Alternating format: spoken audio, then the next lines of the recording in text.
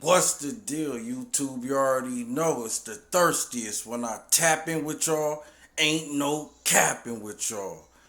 And today's no jumper fiasco, man. Adam 22, he got some gripes with Bricc Baby. He said ever since he sent Bricc Baby that money, he ain't heard from him. But what's crazy, it didn't always start like this. When Bricc Baby first got hit with the Rico, he called in and said Adam 22 wasn't helping out enough.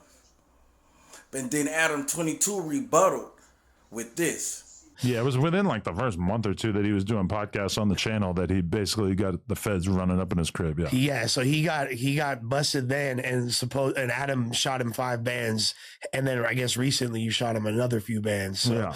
if he didn't already have that balance, would you think it would be a different situation? Exactly. Yeah, for sure. I would probably be like more forthcoming in terms of trying to make shit easier on them and everything like that. It's just like when somebody already has a pretty sizable debt to me, it's like I'm just not the kind of person who's just gonna act like $5,000 is not a lot. $5,000 to me is still a shitload, regardless of whatever I got going on. You know. Well, especially it's got to be kind of weird when you have this relationship. Is in order to have chemistry on a podcast, there has to be a level of friendship. You know what I mean? But at the same time, you have this employer-employee relationship. So it's like, and forever, it's always unbelievably tricky when you have somebody who's working for you and then you start to become friends, because there's like a certain way that you would like to be able to act for your friends, and then there's a certain way that you consider it appropriate to act with somebody who works for me. You know, and so that's kind of like a tricky balance. And Damn.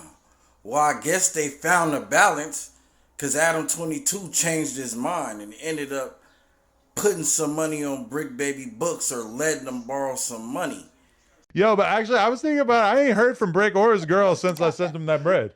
Not a call, not a text, nothing. Oh, you sent him some more bread? Well, that one time when You haven't heard from who? when I got back from vacation, Bricc, I made the video, and then like 2 days later, I got on the phone with him and I sent him some money. Ain't heard from him since. I'm not saying I need to be their priority when they're, you know, obviously dealing with him being in prison and everything, and the fact that he's probably not going to be able to even go to trial till October. that's up. That being said, ain't heard from him since. I got to call you out. Sure.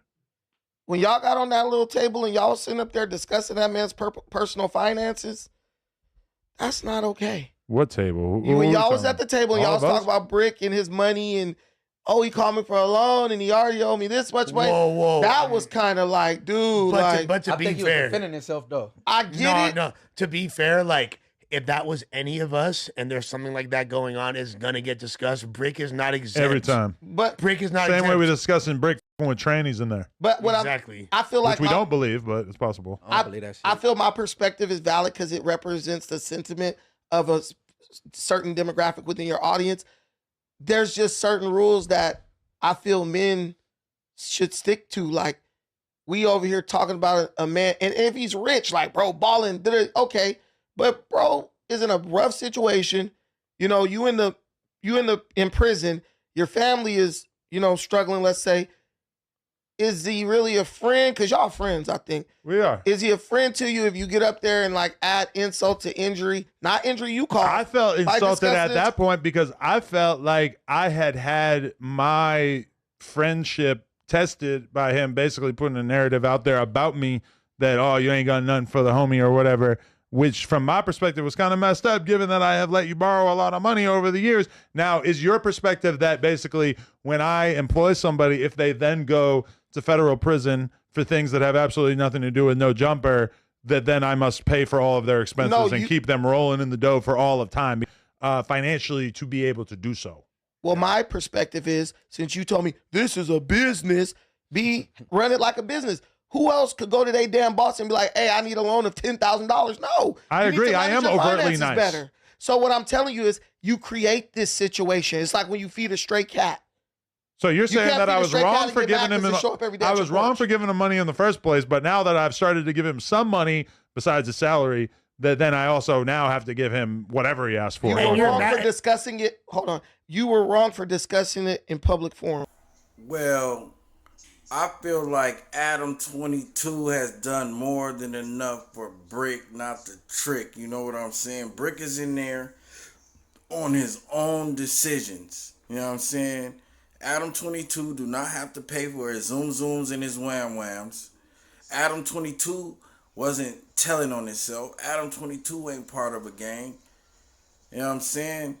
It's a business. He's your boss. Now, if you worked at Walmart, you wouldn't be asking them for no to pay for your lawyer and shit like that. You know what I'm saying?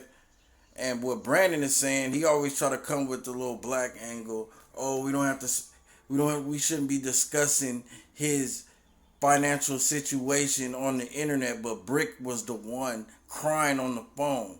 You know what I'm saying? It wasn't Adam 22 that put him on Front Street. Bricc tried to put Adam out there. Adam 22 don't owe Bricc a damn thing, man. Bricc was on there. Remember when Barry Gordy was sleeping at the laundromat and everybody was like, damn, Bricc, what's up? I thought that was your homie. He had your back. You know what I'm saying?